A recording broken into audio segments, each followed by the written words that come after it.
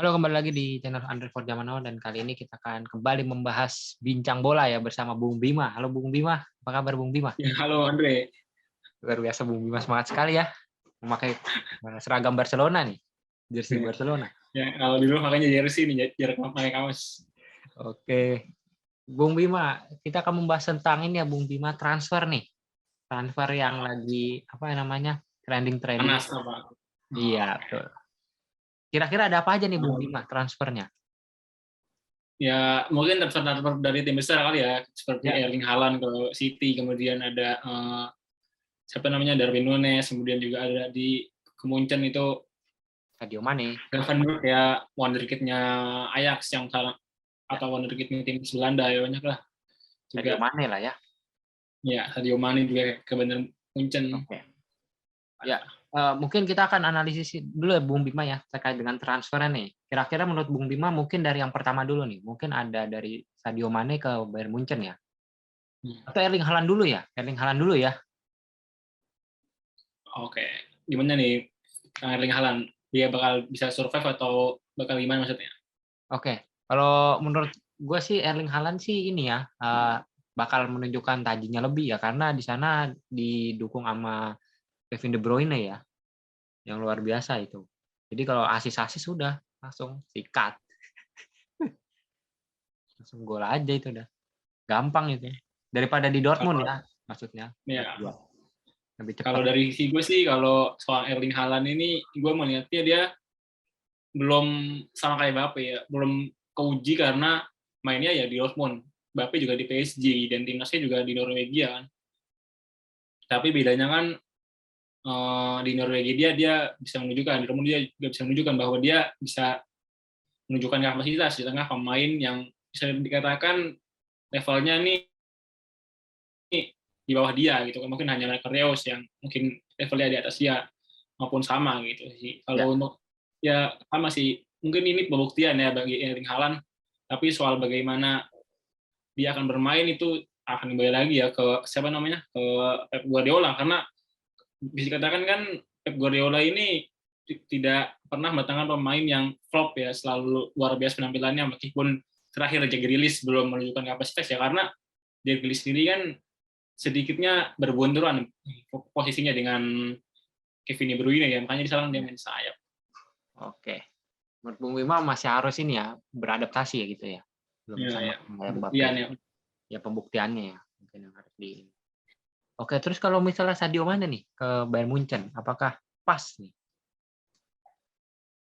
Kalau Sadio Mane saya pikir levelnya akan bagus ya, tidak akan ekspektasinya, karena dari ekspektasi dia, karena kan di awal dia di Liverpool dalam 2 musim terakhir penampilan cukup oke, namun di musim kemarin ini 2021-2022 kan sedikitnya penampilannya menurun. Namun apapun itu kan dia ke Bayern Munchen yang mana level kompetisinya berada di satu level di bawah IPL, dan itu akan menjadi sebuah hal yang tentunya bukan masalah bagi Sadio Mane, tetap pemain yang bagus, dan ya ada Gnabry juga di situ yang mantan pemain IPL yang tidak nyetel di IPL dan justru nyetelnya di Munchen, dan Sadio Mane juga akan menunjukkan kapasitasnya. Ya. Terlepas kan dia nanti ini akan bermain di tengah atau akan bermain di mana kan, karena kalau Lewandowski pergi kan nggak ada striker utamanya nih Bayern Munchen nih. Menurut Bung Bima Lewandowski jadi pergi nggak nih? Sebagai fans Barcelona atau sebagai fans netral nih? Ya dua-duanya dah. Gimana ya? Kalau dari gimmick dulu ya, dari gimmick yang saya baca di Twitter itu mungkin kan ada yang bilang bahwa hatinya Lewandowski ini udah nggak di Bayern Munchen gitu ya. Dan kalau udah seperti ini, saya pikir kalau udah ada gerik-gerik dia memang sudah tidak mood lagi istilahnya ya, dalam tanda kutip, untuk berlatih, ya kemungkinan akan pergi, karena kan juga dia dari kabarnya Madrid dia juga menolak perpanjangan kontrak ya, mungkin akan pergi ya. Tinggal mungkin minggu depan paling lama saya pikir akan diselesaikan, karena Laporta sendiri bilang bahwa masalah transfer akan berakhir tanggal 24 Juli. Jadi sebelum tanggal 24 itu sudah diselesaikan semua. Ada Aspi, ada Alonso, ada Lewandowski. Oke, menurut Bung Bima pindah ya berarti ya. Kira-kira kemana nih Lewandowski? Siapa? Lewandowski-nya. Mbak ke Barca sih kayaknya sih, karena istrinya kan juga udah di Barca, adiknya juga di Barca, kayaknya sih ke Barca. Ke Barca ya? Atau mungkin juga bisa ke mana ya? PSG juga bisa ya, ke Chelsea juga bisa. Ya masih belum tahu ya, karena Chelsea juga masih juga nyari striker nih. Karena kan CR nggak mau main ke Chelsea, sedangkan PSG dan Munchen juga menolak ya kan. Ya, Iya. pasti banyak kemungkinan lah ya Lewandowski ini Betul. bakal kemana. Kita lihat saja. Karena seperti kasusnya Rapinya kan, Iya. Sander dikabarkan ke Chelsea, namun akhir-akhir justru ke Barca. Ya, itu dia makanya nanti ya gimana ya? Kalau dari sisi fans tadi sisi fans apa netral ya? Hmm. Satu sisi lagi apa nih? Kalau ke Barca, gue sebenarnya berharap justru Lewandowski nggak ke Barca ya, karena usianya udah nggak muda lagi, mungkin hanya 1-2 musim, paling lama 3 musim di Barca, dan itu akan sulit lagi untuk Barca. Sekarang Barca membutuhkan striker yang masih muda, yang bisa sampai Pedri dan juga Ansu bermain gitu. Ya, menit bermain Tapi dari apapun itu pemain muda tetap ya. Mm-mm. ya Lewandowski, gue pikir sebagai fan Barca, gue mau membutuhkan Lewandowski ya, karena kita tahu sendiri peninggalan Luis Suarez dan juga Lionel Messi di depan Barca ini kan jadi problem tersendiri, terlepas juga problem yang sangat pelik itu ada di lini belakang. Oke, jadi Barcelona sebenarnya bukan striker ya, mencari striker ya, tetapi lebih ke Ya, lini belakang ya.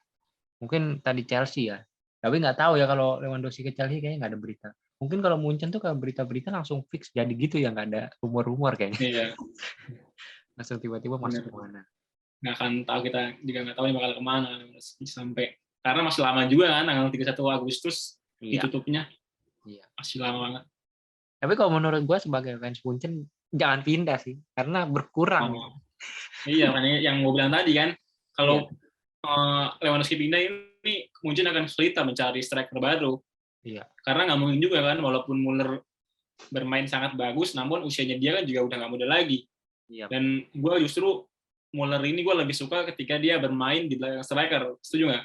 Setuju, setuju. Jangan di depan karena nggak ini. Posisi dia nggak bisa kayak posisi Spaso lah ya, second Hmm. striker ya. Kita jadi ke timnas ke Liga Indonesia ya. Oke, kita lanjut ke ini nih. Lanjut ke apa transfer berikutnya ya.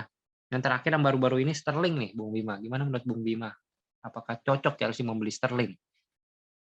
Chelsea Iya, membeli Sterling, lagi-lagi ini kasusnya sama kayak Sadio Mane ya. Sterling di musim ini juga penampilannya menurun gitu, dan City lagi-lagi bersih-bersih ya, karena masih ada Mahrez, kemudian juga ada Phil Dekri. Foden yang penampilannya sangat luar biasa, dan juga ada Jack Grealish. Iya. Soal Sterling apakah bisa moncer bersama Chelsea, tentunya akan mudah bagi seorang Sterling, karena dia dari Liverpool ke City, dari City ke Chelsea ya. Soal adaptasi saya pikir bukan hal yang sulit bagi Sterling, namun ada faktor-faktor non teknis tentunya ya. Mungkin apakah dia akan bisa nyetel dengan gaya permainan Chelsea dan lain-lain, karena kan kita tahu sendiri Timo Werner, Hakim Ziyech, kemudian juga Kai Havertz belum menunjukkan kapasitasnya, dan ini apakah akan terjadi kepada Sterling kita tidak tahu. Iya. Betul. Sama kayak Kai Havertz ya kasusnya ya. Yang mungkin nggak Iya, begitu nyetel. Kai Havertz kan Ziyech juga ya. di timnas bagus, Werner juga di timnas bagus, namun kan justru Chelsea belum menunjukkan kapasitas yang baik. Iya, sama kayak gitu. Ya kadang apa ya? Apa sebenarnya kan di Chelsea? Tapi bukan ini ya, maksudnya bukan menjelekkan Chelsea, tapi kebanyakan dari Chelsea itu jelek gitu. Maksudnya masuk ke Iya, Kevin Torres De kan Bruyne. Lukaku. Iya. Maksudnya tapi Chelsea mau aja gitu. Kayak Chelsea itu Kepa. agaknya dia juga Iya, buru-buru kalau menurut gue ya. iya. Sebenarnya kan dia di sayap juga bukan jadi suatu hal yang apa namanya important ya, karena kan masih ada Mason Mount, masih ada Kim Ji, masih ada Christian Pulisic, Iya, kan masih iya. banyak pemain Masih bagus, banyak, tapi iya. mungkin nantinya akan ada yang dibuang ya di salah satu antara mereka siapa, kita tidak tahu. Saya pikir Chelsea ingin, yang tadi gue bilang, ingin pemain yang sudah bisa beradaptasi langsung Mungkin Sterling cocok kali di ya. lingkungan itu. Iya. Oke. Ya mungkin 1 match atau 2 match selama pramusim udah bisa menilai ya, kayak Gnabry ya yang di Arsenal tuh kan 1 match langsung Iya, hat-trick. hat-trick. Iya, ya. Mungkin lebih ada apa ya, kecocokan ini ya, kondisi Iya, tempat gitu ya. biasa. Tim. Nah, terus kalau menurut Bung Bima ada lagi nggak transfer yang kira-kira apa ya, bakal menghebohkan lagi nih? Selain itu. Gua sih maunya si CR pindah ke PSG di Ya, CR ya, usia CR. di usia akhir-akhir ya. Kita kan sangat beruntung nih bisa hidup atau bisa tumbuh di masa-masa kemasan daripada Cristiano Ronaldo dan juga Lionel Messi. Dan sampai saat ini belum ada lagi nih pemain yang bakal seperti mereka berdua. Kalau kita bicara ke belakang, ketika Ronaldinho masih main, ketika Ronaldo masih main, ketika Beckham masih main kan, Messi dan Thierry ini udah tumbuh gitu kan sebagai pemain yang luar biasa. Namun kita nggak melihat lagi nih dua alien atau dua pesepak bola yang sungguh dua kepala yang bisa menyaingi mereka berdua. Akankah kita harus menunggu 20 tahun, 30 tahun lagi, kita nggak tahu ya. Iya. Mungkin Karena ya. kalau kakak masih bermain kan juga Ronaldo dan Messi kan juga udah tumbuh gitu kan. Ini Ya, gua nggak ngeliat itu. Makanya sangat bersyukur lah kita masih bisa tumbuh di eranya mereka berdua itu. mungkin ada Vinicius sama ini ya, Ansu Fati kali. Tapi jauh banget ya. Makanya itu. Ya, paling Mbappe ya. Mbappe juga Stabil. belum terbukti. Kita tahu kan di final Liga Champion 2000 berapa yang Chelsea juara tuh? 2012 ya. Munchen apa Chelsea? Yang Chelsea ketemu yang Munchen. PSG ketemu Munchen ya? PSG ketemu 2020 ya? Iya, baru itu. Nah, itu kan banyak sekali peluang, namun kan dia nggak bisa mengonversikan peluangnya menjadi gol. Itu kan menjadi bukti bahwa dia juga belum siap. Dia bukan pemain bagus, bukan pemain bagus, dia bukan pemain bintang yang luar biasa seperti levelnya belum ada di dekat dengan CR dan Messi pun belum, masih jauh dia. Iya. Harus membuktikan. Makanya gue bilang Mbappe ini harus membuktikan, dia harus pindah ke luar Ligue 1 gitu, ke IPL kah ataupun ke La Liga lah gitu untuk membuktikan kapasitas. Dan itu yang mungkin dinantikan ya sama gua Erling Haaland ini, dia bisa buktikan nggak, dia bisa nggak moncer di Bundesliga, apakah dia bisa moncer di IPL. Iya, siap. Oke, terus satu lagi Bung Bima. Tadi kan menurut Bung Bima Cristiano Ronaldo ya. CR yang apa kemungkinan bakal pindah ke mana nih Bung Bima menurut Bung Bima? Kalau pindah saya pikir kalau nggak ada tim besar yang mau jasa CR, ya walaupun kita tahu sendiri media kadang suka goreng ya PSG dan Munchen nggak mau, tapi saya pikir PSG nggak mungkin nggak mau, karena kita tahu PSG juga dia butuh piala Liga Champion, itu piala yang sudah dinantikan sangat lama oleh PSG. Saya pikir itu PSG nggak mungkin menolak CR, tapi nggak tahu ya. Kalaupun pindah dari MU, selain itu nggak ada yang kuat bayar gajinya. Mungkin bisa kembali ke Madrid, ataupun justru bakal ke Amerika ataupun Arab, tapi itu kan nggak mungkin. Dia masih levelnya masih ada di Eropa kan. Iya, Ya masih mungkin bagus ya, meskipun ini ya masih. Mungkin nanti kalau memang ternyata beneran nggak ada tim atau klub yang mau menampung CR, ya nggak akan pindah sih kalau menurut gua. Pengen pindah ya. Mungkin dari kasus yang kemarin yang apa Ronaldo sempat diisukan tidak tur ke Piala Asia nih. Ke Piala Asia. Ya. Apa pramusim ya, pramusim Berarti Asia. dia juga kan dia nggak ikut kayak ke Amerika ya atau kemana ya, dia nggak ikut juga Ke Thailand. dia udah izin. Kayaknya sih MU abis ini terbang ke Amerika ke internasional. Jadi Bapak kenapa tuh Bung Bima menurut Bung Bima? Ronaldo tidak mau ikut sesi latihan terus tidak ikut tur pramusim. Ya itu udah gimmick ya, bahwa CR nggak mau main di Europa League, dia ingin mencari klub yang bermain di Liga Champion kan. Kalau CR mencari klub yang bermain Liga Champion kan pilihannya ada Chelsea, ada City. City kan nggak mungkin karena dia juga pasti respect kepada Manchester United, nggak mungkin pindah ke rival. Ke Chelsea yang dikabarkan ingin ya menggunakan jasa CR, tapi CR kabarnya nggak mau, nggak tahu yang benar yang mana. Iya. Saya pikir CR ya pilihannya ada di Chelsea, kemudian PSG sama Munchen. Gue pikir sih itu doang ya kalau dia mau pindah, karena nggak ada lagi banyak klub yang bisa menampung CR. atau bahkan ke Arsenal aja ngejar 2 pemain gagal mulu. Mau Ya. menang Chan nggak mungkin. Oke, berarti kemungkinan CR apa ya, bakal ini ya, kalau bakal pindah tadi ke itu ya, balik lagi ke Madrid, kalau enggak ke ini ya, kemana PSG ya?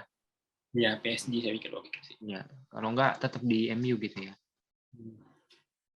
Ya. Terus mungkin nih Bung Bima, kita kan langsung apa ya, beralih nih tentang timnas Indonesia ya. Kita kan terbang nih dari Eropa ke Asia ya, ke timnas Indonesia. Oke, gimana nih Bung Bima terkait dengan timnas U19 nih? Yang apa ya, istilahnya kita udah mencetak banyak gol gitu ya. Untuk mencetak banyak gol, terus nggak lolos ya kan. Itu kalah head to head dari Thailand dan Vietnam, dan ada isu itu ada settingan permainan gitu ya. Sepak bola gajah lah istilahnya lah ya. Nah, itu menurut Bung Bima tuh gimana? Kalau soal kenapa timnas nggak lolos karena Thailand dan Vietnam imbang dan mereka di menit akhir bermainnya seperti itu, saya pikir ya itu nggak bisa dikatakan match fixing ataupun sepak bola gajah, karena ya mereka tentu akan bermain aman karena dua-duanya kan sama-sama ingin lolos kan, karena kita tahu sendiri kalau bermain berani nanti kecolongan ya kan sama aja bohong. Ya itulah mengapa apa namanya mereka bermain aman, tapi kan Tapi yang menurut jadi Bung masalah Bima nih, adalah menurut Bung Bima, itu settingan apa enggak? Maksudnya Thailand main santai gitu, oper-oper belakang, Vietnam juga itu nggak ada kayak serius gitu? Kayak lawan oh, apa, Jordania Kuwait kalau terakhir. kalau secara mata kosong ya, ya itu bisa dikatakan settingan. Namun kalau dilihat secara sama kan ya itu gue mewajarkan yang tadi gue bilang sama-sama ingin lolos dua-duanya kan. Yang kalau misalkan bermain terbuka sedikit aja di sisa-sisa menit akhir kan akan menjadi bumerang ketika di counter attack. Itulah mengapa kan kalau kita melihat secara sesama secara permainan. Namun yang disalahkan kan ataupun yang diperbincangkan kenapa cara mainnya seperti itu, karena kenapa mereka nggak bermain ke atas gitu, seenggaknya tuh melewati garis tengah gitu kan. Iya, benar. Dan juga itu kan hanya potongan video yang Iya. gua nggak ngelihat Ambil berapa detik doang ya? full match-nya ya, yang itu dia kan itu yang salah. Justru kenapa timnas Indonesia nggak lolos, dan kita juga sebenarnya nggak boleh ngelihat hasil tim lain ya. Kenapa kita misalkan nggak tarik mundur ke belakang? Kita kenapa nggak nyetak gol ketika menghadapi Vietnam dan juga Thailand? Kenapa kita tidak menang ketika menghadapi mereka dua? Seenggaknya kita kan mencetak gol dulu lah gitu kan, kenapa? Iya. Oke, berarti harus mencetak gol ya. Jadi nggak boleh apa ya istilahnya berpaku Nggak dari boleh pertandingan match lain ya. berharap dengan hasil tim lain, karena kan namanya sepak bola semuanya serba nggak mungkin, serba tidak bisa ditebak gitu. Iya. Oke, dengan adanya kasus ini kan berarti Sintayong ini berkomentar ya. Ini tidak cocok ada sistem head to head nih. Menurut Bung Bima tuh gimana tuh? Ya, gue nggak bisa berkomentar soal itu karena apapun itu kan yang membuat peraturan kan adalah AFF gitu kan, Federasi AFF. Yang tadi gue bilang, Sintayong mempermasalahkan head to head, kenapa dia nggak mempermasalahkan ketika dia nggak menang menghadapi Vietnam dan juga Thailand gitu kan. Kan masalahnya kan menjadi tuntas kan ketika kita imbang saja menghadapi satu-satu menghadapi Thailand ataupun Vietnam, kita kan jadi lolos gitu kan. Pasti nggak akan ada soal penghapusan head to head ataupun protes ke AFF soal pertandingan Vietnam dan juga Thailand kan gitu. Ya. Mungkin ini dari apa ya, tim media ini ya.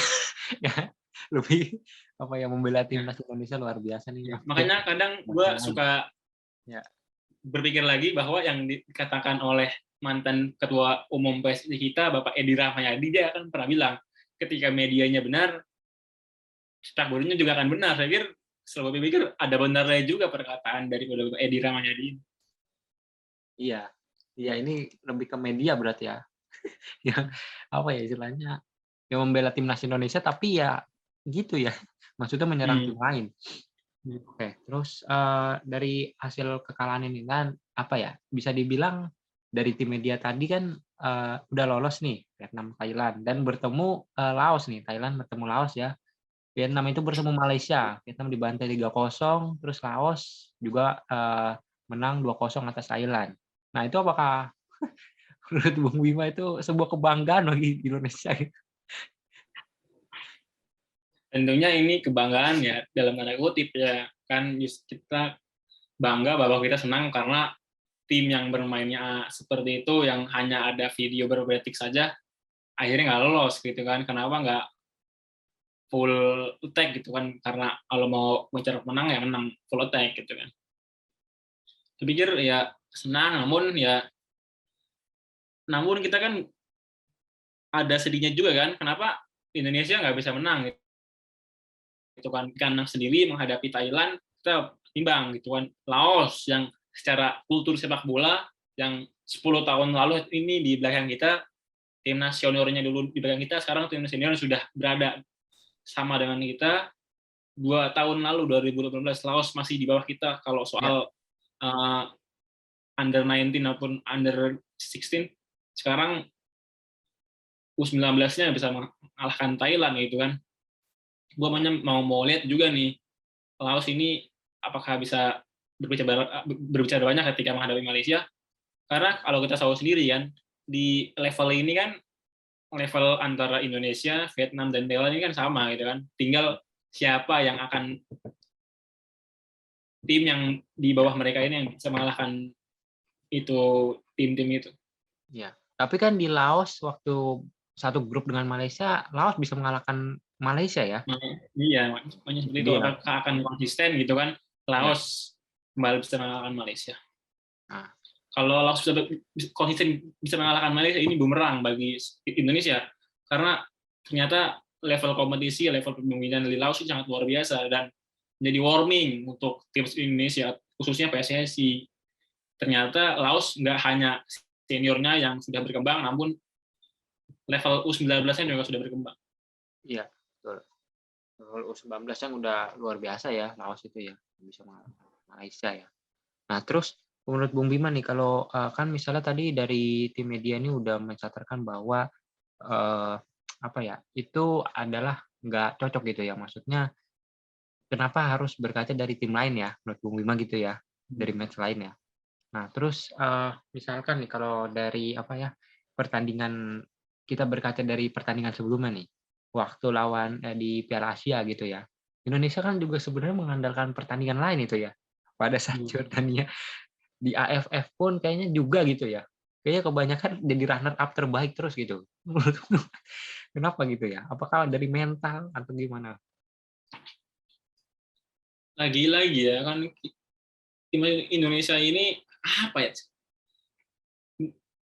masih belum berada di level yang semestinya gitu. Kan kalau kita berbicara soal kemampuan bermain saja gitu kan, itu kan belum konsisten bagaimana ingin menjadi juara gitu kan. Kita nggak boleh bangga ketika kita mengalahkan Brunei, kita tidak boleh bangga ketika kita mengalahkan Filipina, kita tidak boleh bangga ketika kita mengalahkan Myanmar. Itu kan menjadi masalah. Iya, Kenapa kita selalu menjadi runner up di ASEAN? Ya karena kan kita belum bisa menang menghadapi Malaysia, Vietnam dan juga Thailand. Itu kan menjadi masalah. Ketika kita sudah mengalahkan Vietnam juga Thailand, berarti kan kans untuk tidak menjadi runner up lagi terbuka lebar gitu. iya. Tapi ya Harus kenapa menaikkan level, kompetisi, memang harus menaikkan level sepak bolanya, harus dinaikkan gitu. ya, sepak bolanya harus dinaikkan. Oke. Berarti dari apa ya, berkaca dari pertandingan sebelum-sebelumnya ya, berarti dari Vietnam, Thailand itu yang apa ya, Vietnam itu kan udah jauh ya, maksudnya lebih tinggi dari Thailand gitu ya, di peringkat FIFA ya. Nah, habis itu Thailand, terus bawahnya ya Indonesia sekarang ya udah lumayan naik, tapi meskipun belum jauh gitu. Filipina ya, kalau nggak salah tuh keempat atau ketiganya itu Filipina. Filipina itu 121 apa kalau nggak salah ya. Sama Malaysia Ya, juga ya tuh kita jauh. kita aja masih kalah sama Filipina ya, yang apa ya Iya makanya istilahnya itu kan. kita kalahin Iya, terus. makanya Iya. itu. Kita kan jeleknya sepak bola Indonesia ini ketika ingin berkembang selalu stuck ya. Contohnya ketika kita ingin berkembang di zamannya Luis Mia, ada aja masalahnya gitu kan. pelatih dipecat lah, ada masalah Iya, benar. mafia sepak bola lah di lingkungan PSSI dan segala macamnya. Dan gue inginnya ini ketika Sinteyong memberi harapan ya, memberi sebuah cahaya kepada sepak bola Indonesia, gue inginnya nih ya Sinteyong terus dipertahankan ya sampai kapanpun itu. Namun ketika memang Sinteyong nggak bisa memberikan sesuatu hal yang sudah ditetapkan, levelnya jangan Asia Tenggara. Ya. Karena kan dalam Asia 5 ya, tahun, Asia. dalam 5 tahun sampai 2024 ataupun 2025 ataupun 2026 gitu kan, sampai sebelum Piala Dunia lah, ranking kita ada di 100 besar misalkan, ya nggak ada yang mungkin gitu kan. Vietnam aja bisa, Thailand aja bisa, Filipina bisa aja bisa kan, karena kan kalau kita berkaca ke belakang tahun 98 kita di urutan ke-80 FIFA, namun maksudnya dalam kurun waktu 10 tahun ya, 2012 kalau nggak salah kita merosot setengahnya ya, hampir setengahnya. langsung ke 171 tuh 2012 ya kalau nggak salah, zamannya Anwar Andi, ada lupa siapa namanya ketua PSSI-nya. Maksudnya sangat jauh, itu kan sangat hal yang hampir 100 tanggal kita Andi Malarangeng bukan? Andi Malarangeng itu ini Bukan. Menpora. Ya itulah. Di antara itulah ya. Hampir satu ranking kita terperosok, apa yang jadi masalah kan itu. Ya. Oke, mungkin terakhir ya Bung Bima, closing statement dari Bung Bima nih. Dari transfer dan juga timnas U19. Bagaimana nih Bung Bima? Mungkin tim saja ya. Gua ini ingin melihat ya, gua ingin meng-compare, walaupun ini masih AFF, tapi gua ingin meng-compare timnas U19 yang dilatih oleh Sinteyong yang jajarannya ini asisin dari Korea ke Bima Sakti U16 gitu kan. Karena bagaimanapun juga sebenarnya misi yang sulit ini ada di Bima Sakti, karena Bima Sakti langsung turun mencari pemain ini nggak mudah kan. Kalau Sinteyong kan dia bisa mengambil dari Garuda Select, bisa mengambil dari kompetisi gitu kan, sedangkan Bima Sakti kan nggak bisa karena dari U15. Iya. Gue sih ingin mengcompare itu sih ya.